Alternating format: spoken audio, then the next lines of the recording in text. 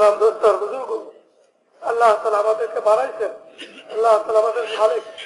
জন্মগতভাবে আল্লাহ আমাদের মধ্যে চারটে জিনিসকে রাখছেন, চারটে জিনিসকে আল্লাহ তাআলা রাখছেন।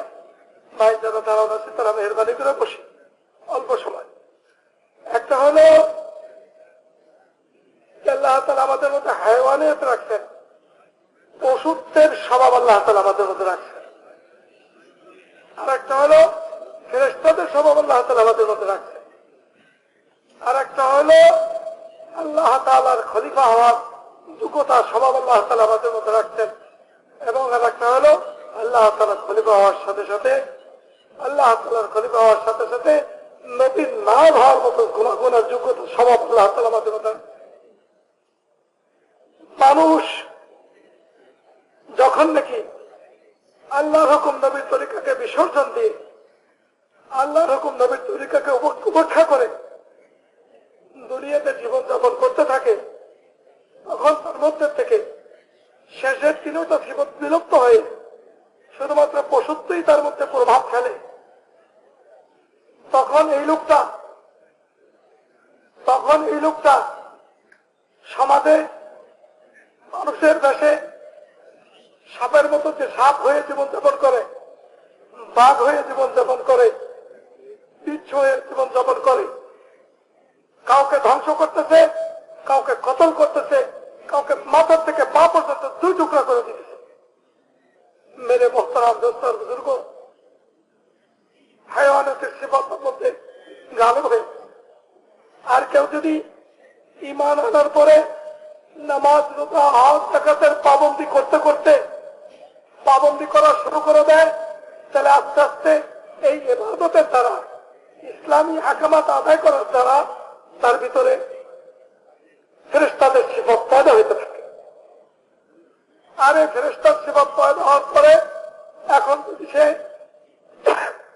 আল্লাহ তাআলার যে রং, এই রঙে যদি রঙিন হইতে চায়, আল্লাহ খলিফা হইতে চায়, তো মখলুকের খায় শুরু করে দিতে হবে। বিনা স্বার্থে, বিনা লোভে আল্লাহ তাআলার মখলুককে আল্লাহ তাআলার দ্বীনের দিকে ডাকতে হবে।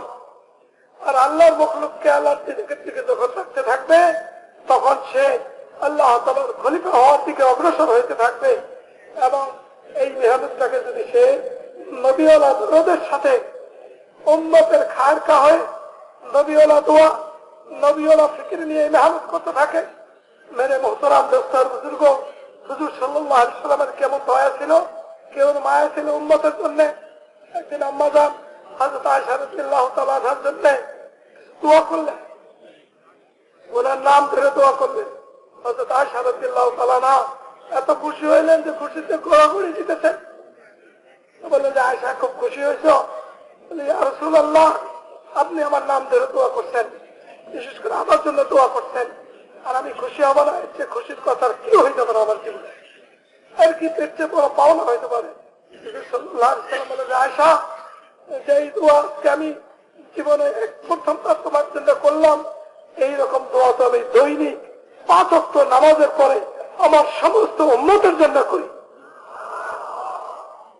মেরে মোহতারাম দোস্ত, এর আগে শুধু সুবিধা দিচ্ছে যে এই উম্মত তারা, আরে না, হিন্দা পাশে বসে শুনতেছে ইসলাম কবুলের আগে যে আল্লাহ তুমি মক্কার সব মানুষকে হেদায়েত দিয়ে দাও। আগে বলতেছিলেন মেরে মোহতারাম দোস্ত বুজুর্গ, উম্মতের খায়ের হয়ে নিজের ভিতরে হায়াওয়ানিয়তকে খতম করার জন্য আল্লাহ তাআলার হুকুমের পাবন্দী হয়ে হুজুর সাল্লাল্লাহু আলাইহি ওয়াসাল্লামের তরিকাকে নিজের ভিতরে আনতে আনতে আমাদের মেহনতকে নিয়ে সারা দুনিয়াতে ছড়ায় পড়ার সিদ্ধান্ত আজকে আমাদেরকে নিতে হবে। কারণ এর মধ্যে উম্মতের নাজাত, এর মধ্যে উম্মতের মুক্তি, এর মধ্যে উম্মতের হেফাজত, এর মধ্যে উম্মতের দুনিয়া এবং আখিরাতের কামিয়াবি সফলতা। মেরে মোহতারাম দোস্তার বুজুর্গ, সিদ্ধান্ত নেওয়ার সময় হলো আজকে। হুজুর সাল্লাল্লাহু আলাইহি ওয়াসাল্লামের সঙ্গে থেকে যারা সিদ্ধান্ত নিয়েছিলেন তারা হলেন ওই মদিনাবাসী সাহাবারা।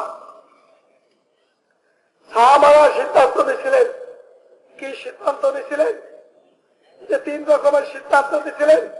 কেউ দাঁড়ায় গেলেন যে পুরা জান আর পুরা মাল, কেউ দাঁড়ালেন আধা জান আধা মাল। পুরা জান পুরা মাল তারা তো বুঝেই আসছে, আধা জান আধা মাল তারা কি করবে?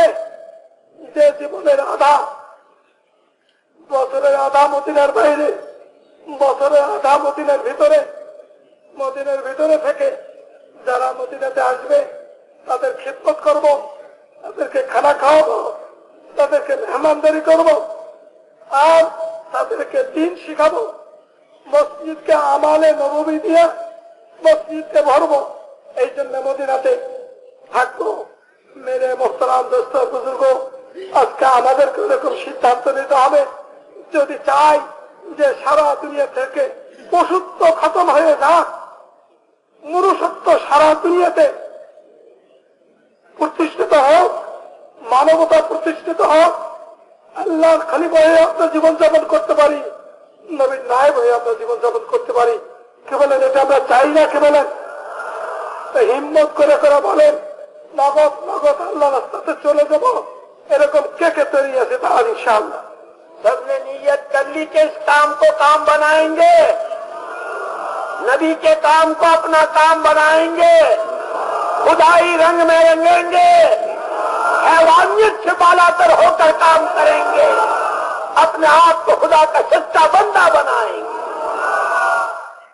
हाँ, अल्लाह ताला আমাদের সকলকে তৌফিক কবুল করেন। মেরে মোহতারাম দোস্ত বুজুর্গ, দাঁড়াইলাম, আমরা জবাব দিলাম, আল্লাহকে দেখাইলাম, শেষ হয়ে যায় নাই। মেহরবানি করে একটু বসে, যে যেখানে দাঁড়াইছিলাম ওইখানে মেহরবানি করে বসে, কাছে তারা দাঁড়াইছি তারাও বসে পড়ে, মেহরবানি করে বসে।